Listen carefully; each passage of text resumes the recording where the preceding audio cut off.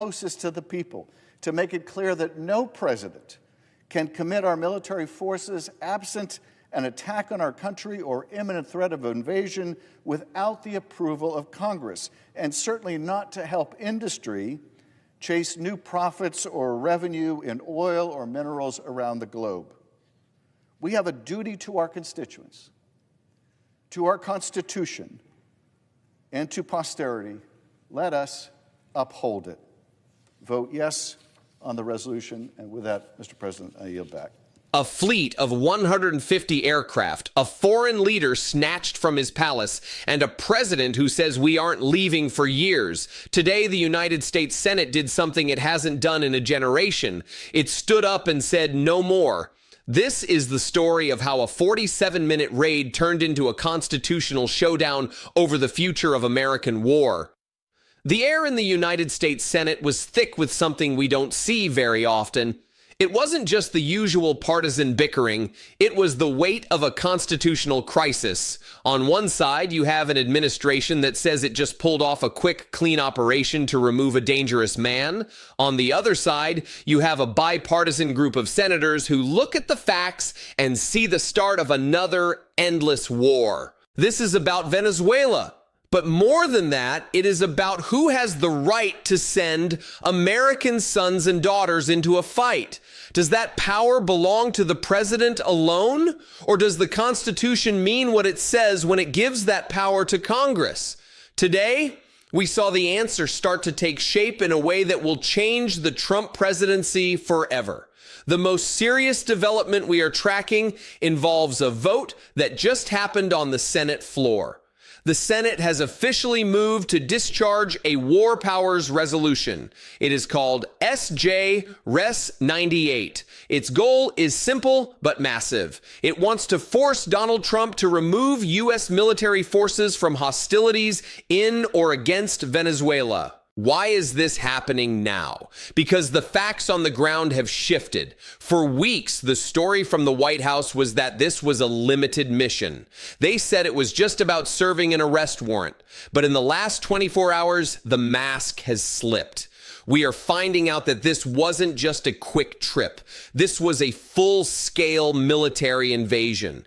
We are talking about 150 aircraft. We are talking about the seizure of oil fields. We are talking about the striking of boats in open water. And most importantly, we are talking about what comes next. President Trump was asked by the New York Times how long we would stay in Venezuela. He didn't say days. He didn't say weeks. He said it could be much longer than a year. He said it could last for years. That is the urgency. That is the spark. The Senate realized that if they didn't act today, the United States might be bogged down in a South American conflict for the next decade. This isn't speculation. These are the president's own words. And the Senate just responded with a resounding "not on our watch."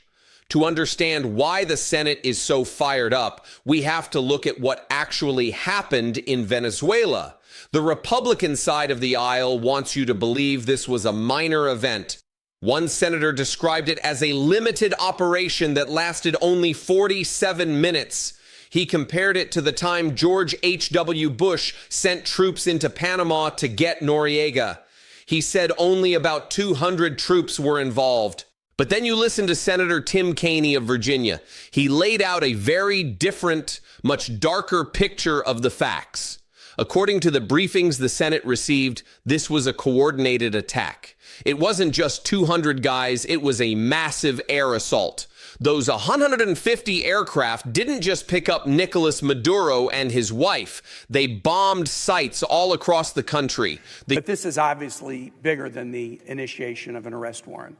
From the beginning on September 2nd, the striking of Venezuelan boats in open waters, the amassing of naval assets around Venezuela, the president's authorization of covert activities, the seizure of ships, the coordinated attack of the 150 aircraft that not only extracted President Maduro and his wife, but also bombed sites around the countries. This is bigger than an arrest warrant. More than 200 enemies have been killed.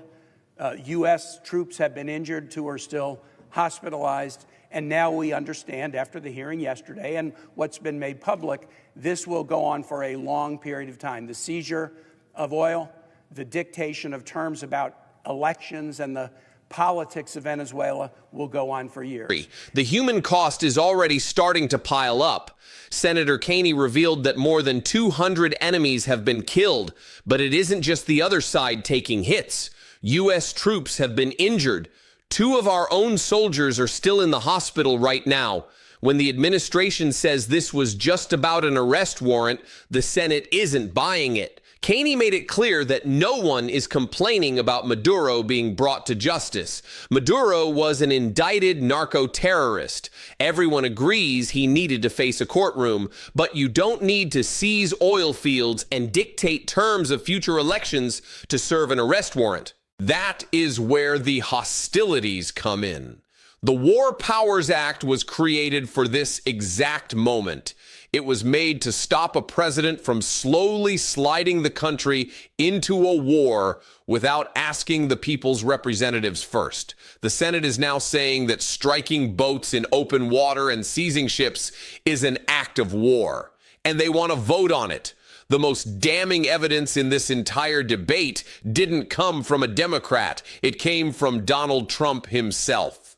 During the debate, Senator Chuck Schumer stood up and read from a New York Times interview the president gave. The Times asked the president point blank, "How long are we going to stay in Venezuela? A month, 6 months, a year?" Trump's response was chilling to many in the chamber. He said, "I would say much longer." And we must send Donald Trump a clear message on behalf of the American people: no more endless wars. If any of my colleagues, if any of the American people doubted what Trump was up to, here's what he said last night to the New York Times. They asked him, "How long are we going to stay in Venezuela? A month, 6 months, a year?" Donald Trump said, quote, "I would say much longer." Donald Trump's ready for an endless war in Venezuela and Lord knows where else. He didn't stop there. When asked about oversight of the situation, he said it could last for years. Think about that for a second. While his defenders in the Senate were calling this a 47-minute mission, the president was telling the world he was ready for an endless war. He was ready for nation building. He was ready for regime replacement. This created a massive credibility gap. You can't argue that an operation is over when the commander-in-chief is already planning the next several years of occupation. Schumer argued that the American people are already struggling. They are facing rising costs for groceries and health care. They are facing an affordability crisis. And here is the president, ready to spend American treasure and American lives on a war that Congress never authorized. The contrast is sharp. In the House of Representatives, there is talk about extending tax credits and helping families. But in the Senate, the focus has been pulled away to a jungle war that doesn't have an end date. The legal argument here is a classic American struggle. On one side, you have Article 2 of the Constitution. This is what the president's supporters are leaning on. They argue that the president has an inherent right to defend the United States and its interests. They say the War Powers Act cannot take away that power. One Republican senator argued that the resolution is nonsense. He said the president isn't even using armed forces against Venezuela anymore, so telling him to stop is like shouting at a ghost. He called the whole thing a slap in the face to the president. There isn't anybody that has any information that the president is using armed forces against Venezuela. He did for about 47 minutes this last weekend, but he is not in the process of doing this. And the resolution says that he should stop it. He's not doing it. Now, if the resolution were drawn to say, President, you can't do this anymore, that would actually have some effect, or attempt to have some effect. It would be unconstitutional, unenforceable. But to tell him to not do something or to stop doing something he's not doing is nonsense.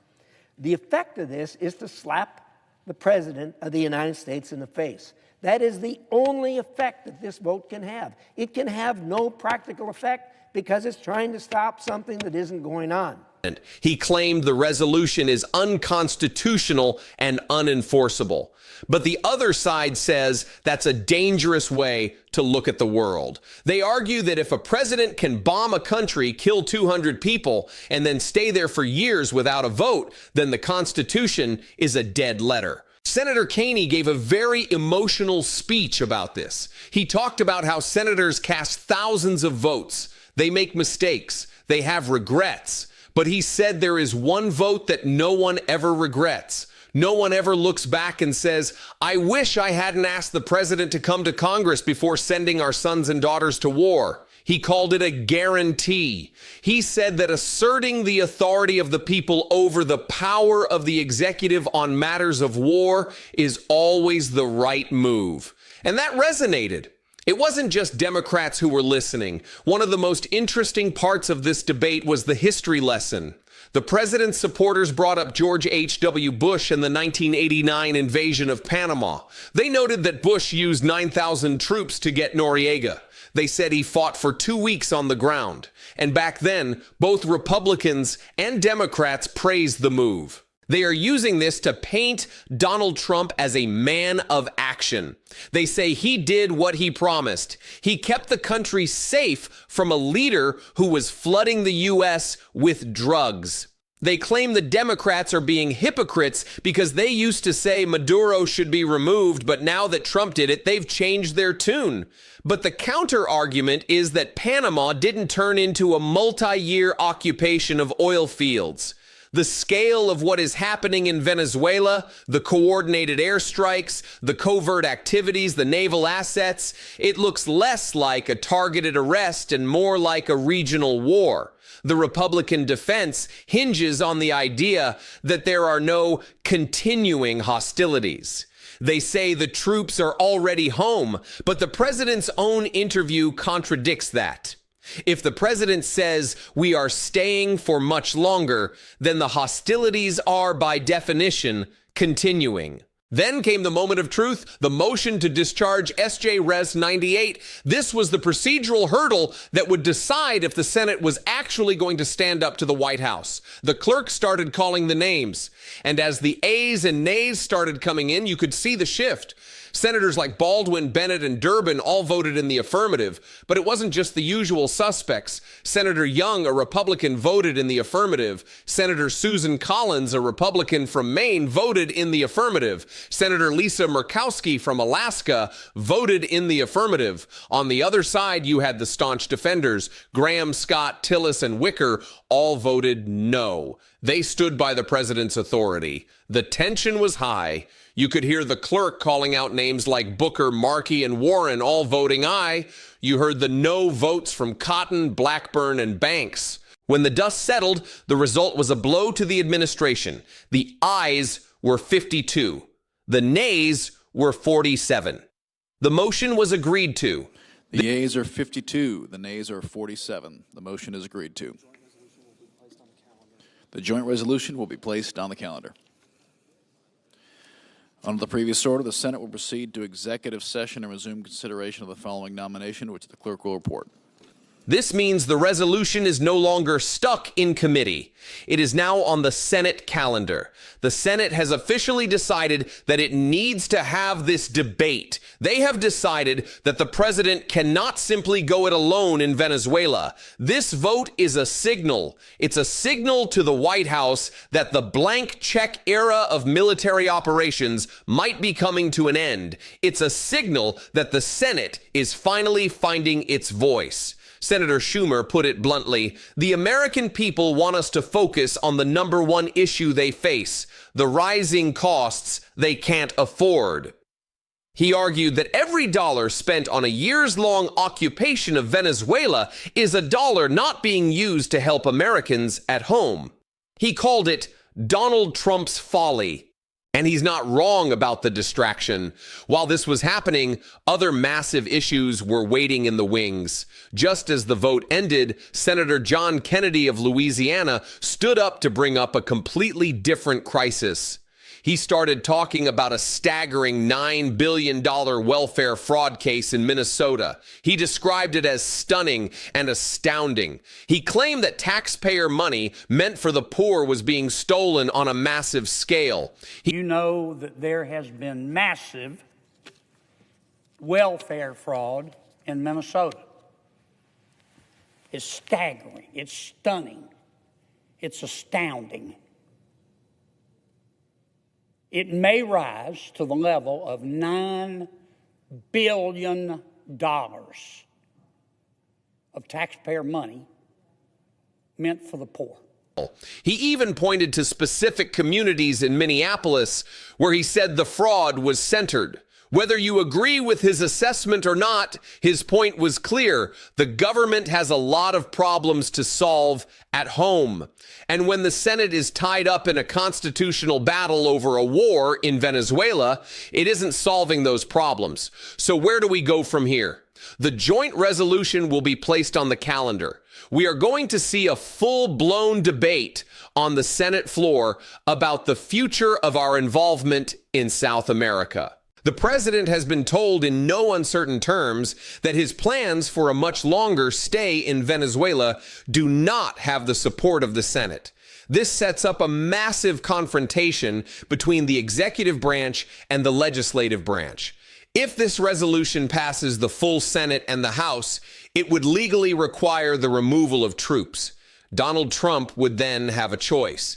He could follow the law, or he could challenge the very foundations of the War Powers Act in court. The Republican senators who oppose this say it is all a slap in the face. They say it's just politics. But for the families of the 2 U.S. troops in the hospital tonight, and for the people of Venezuela watching 150 aircraft circle their skies, it is much more than politics. It is life and death. We are seeing a rare moment where the checks and balances of our system are actually being tested. The Senate has decided to act. They have decided that endless wars are not what the American people signed up for, and they are using the president's own words to prove their point. To bring this all together, let's look at the two different realities we were presented with today. In the first reality, presented by the president's defenders, a decisive leader took out a narco-terrorist in a 47-minute mission that cost very little and made the hemisphere safer. They say the mission is over, there are no troops to remove, and the Senate is just being theatrical. In the second reality, presented by the bipartisan majority in the Senate, the president launched a massive air campaign that killed hundreds, injured Americans, and was the opening salvo of a multi-year occupation. They say the president is planning to stay much longer to control oil and politics, and he is doing it all without the permission of the American people. The Senate just voted 52 to 47 to believe the second reality. They voted to take back their power. As this resolution moves forward, the pressure on the White House will only grow. Will the president pull back, or will he lean into the conflict, both in Venezuela and with the Senate? The Constitution was designed to make going to war difficult. It was designed to ensure that one person couldn't commit the blood and treasure of the nation on a whim. Today, for the first time in a long time, the Senate acted like it remembered that. While the Venezuela war powers debate took center stage, the shift to other business at the end of the session reminds us that the stakes of governance are always high. The mention of $9 billion in fraud in Minnesota is a reminder that while the military is active abroad, the domestic systems at home are under incredible strain.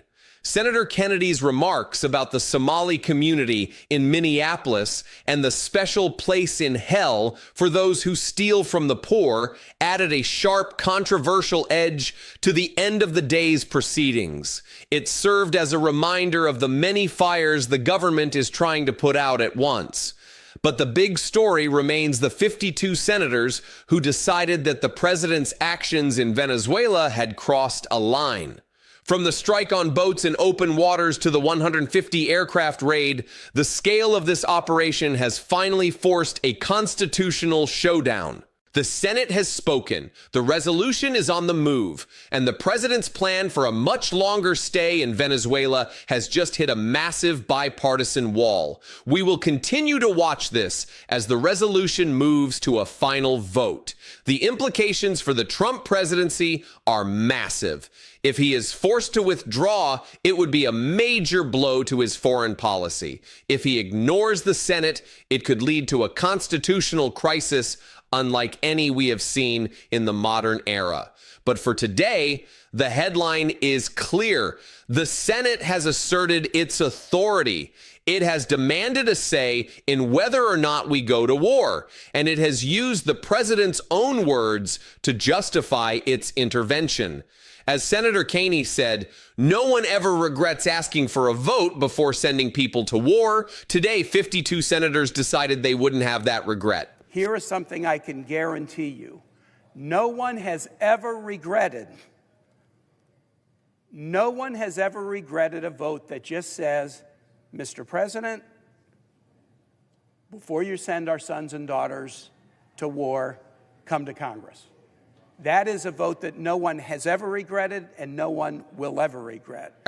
Think of the U.S. Constitution like a heavy-duty padlock on a very dangerous door. For a long time, the president has been the only one holding the key, opening that door to military conflict whenever he felt it was necessary. But today, the Senate reminded everyone that the lock was designed to require two keys, one from the White House and one from Congress. By advancing this resolution, they are essentially saying the president can't keep turning that key alone, especially when he's planning to keep the door open for years to come.